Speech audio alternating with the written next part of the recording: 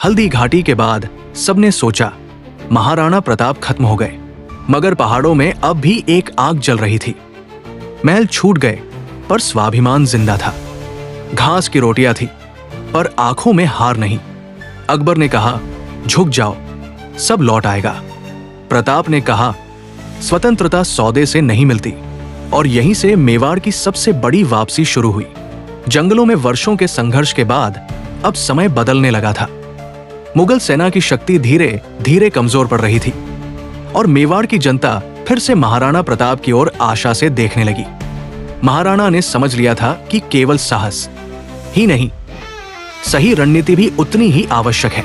उन्होंने भीलों और अपने विश्वस्त सरदारों को संगठित किया। छोटी छोटी टुकड़ियों में सेना बनाई गई जो पहाड़ों और घाटियों की हर राह जानती थी। यही उनकी सबसे बड़ी ताकत बनी। धीरे धीरे महाराणा प्रताप ने एक एक कर अपने किले वापस लेने शुरू किए। कुंभलगढ़, गोगुंदा और आसपास के अनेक क्षेत्र फिर से मेवाड़ के स्वाभिमान का हिस्सा बन गए।